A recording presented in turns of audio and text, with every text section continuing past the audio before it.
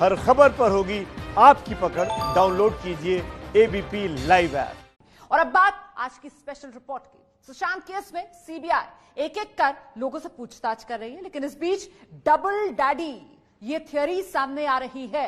आखिरकार ये double daddy का रहस्य क्या है? क्या है डबल डैडी का राज? जानिए इस स्पेशल रिपोर्ट में।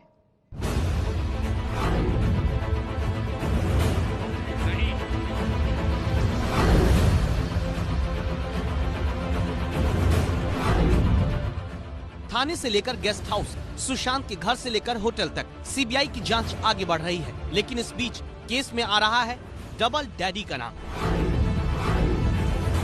कौन है ये डबल डैडी? क्या ये कोई एक आदमी है या दो लोग हैं? क्या डबल डैडी का है सुशांत की मौत से कोई कनेक्शन? सुशांत की मौत के बाद पिता ने जो एफआईआर दर्ज कराई उसमें रिया के पिता इंद्रजीत चक्रवर्ती का भी नाम है, पिता यानी डैडी। लेकिन डबल डैडी का क्या रहस्य है और इस डबल डैडी से रिया का क्या रिश्ता है? सुशांत सिंह राजपूत के पिता की एफआईआर के आधार पर सीबीआई जांच कर रही है। आरोपियों की फहरिस्त में रिया चक्रवर्ती के पिता का नाम भी शामिल है। सीबीआई उन्हें भी पूछताछ के लिए बुला सकती है, लेकिन सवाल ये है कि क्या डबल डैडी से भी होगी पूछताछ?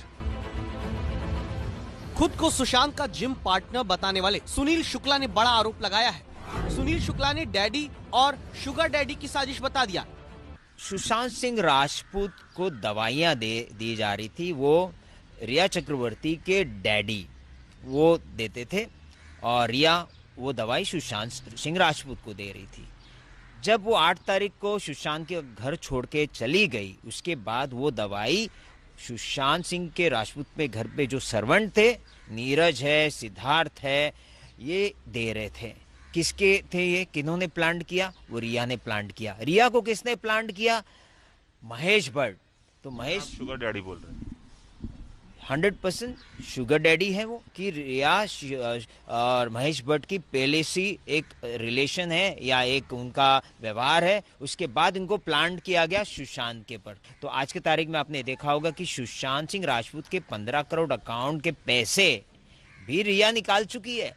यानी पैसे निकाल ली, सब कुछ ले लिया आपने, और आज उसको आपने अपने लोगों को जो प्लांट किया उसके द्वारा आपने उनको मार दिया है। सुनील शुक्ला महेश भट्ट को शुगर डैडी बता रहे हैं। सुनील शुक्ला के पास आरोपों को लेकर कोई ठोस सबूत नहीं है। सुनील का आरोप जांच का विषय हो सकता है, लेकिन रिया से महेश भट्ट का कनेक्शन पुराना है, जिसको लेकर पहले भी सवाल उठे हैं। अगर ये रिया के डबल डैडी हैं, तो इनका रिया से क्या कनेक्शन है? इसे अब तक की जांच से समझने की कोशिश करते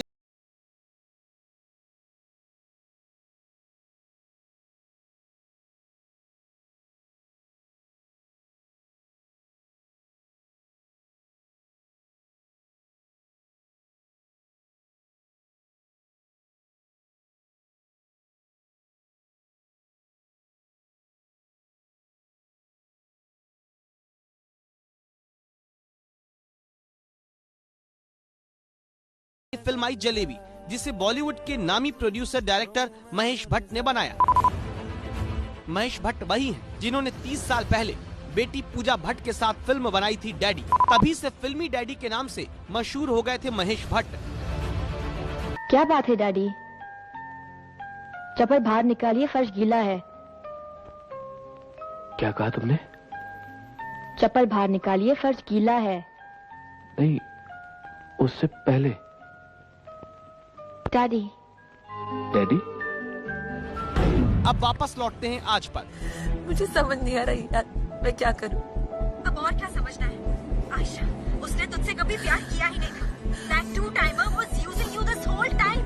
रिया की यह फिल्म जलेबी तो नहीं चल पाई, लेकिन रिया ने महेश भट्ट से दावा है कि नजदीकियां बना ली।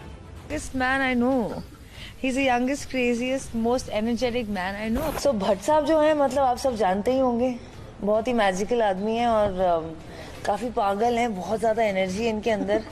मतलब हमें शर्मिंदा कर देते हैं। 2018 में फिल्म प्रमोशन के दौरान रिया महेश भट्ट की इसी तरह तारीफ करने से नहीं थकती थी, और जब से रिया का नाम केस में आया तब से सोशल मीडिया में सवाल उठने लगे थे।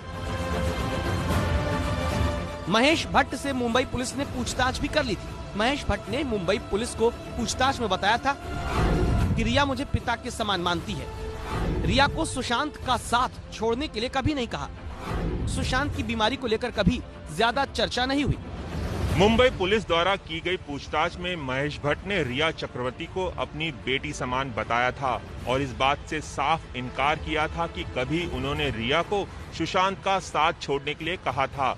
लेकिन पिछले हफ्ते महेश भट्ट और रिया चक्रवर्ती की जो व्हाट्सएप चैट वायरल हुई है, उसने कहानी को पूरी तरह से पलट कर रख दिया है। महेश भट्ट और रिया के बीच बातचीत उसी 8 जून को हुई थी, जिस दिन रिया सुशांत का घर छोड़कर गई थी। और उसके 6 दिन बाद 14 जून को सुशांत के कमरे में उनका शव मिला। 8 जून को शाम 7:43 पर रिया ने महेश भट्ट को पहला मैसेज भेजा। आयशा आगे बढ़ गई है सर, भारी दिल से लेकिन राहत के एहसास के साथ। अगर आप आयशा के नाम पर कंफ्यूज हो तो बता दें कि फिल्म जलेबी में रिया का फिल्मी किरदार का नाम आयशा ही था। रिया ने आगे लिखा, आपके साथ हुई आखिरी बातचीत ने मेरी आंखें खोल दी। आप मेरे लिए फरिश्ता हो, तब भी थे और आज भी हैं। जवाब में इसके महेश भट्ट ने लिखा, अब पीछे मुड़कर मत देखना, जो होना ही था उसे हो जाने दो। अपने पिता को मेरा प्यार देना, वो काफी खुश होंगे। रिया का इसके बाद जवाब आया, थोड़ी हिम्मत मिली है सर। उस दिन फोन पर आपने मेरे पिता के बारे में जो कहा था, उससे मुझे अपने पिता के लिए और मजबूत होने में मदद मिली। उन्होंने आपको प्यार भेजा है और मेरे लिए हमेशा खास बने रहने के लिए धन्यवाद भी दिया है। रिया और महेश भट्ट की बातचीत से इतना तो साफ है, रिया ने सुशांत के कहने पर नहीं बल्कि अपनी मर्जी से सुशांत का घर छोड़ा। रिया को सुशांत से अलग करने में महेश भट्ट की भी बड़ी भूमिका हो सकती है और इस बातचीत के मुताबिक रिया के पिता भी रिया और सुशांत के रिश्ते से खुश नहीं थे।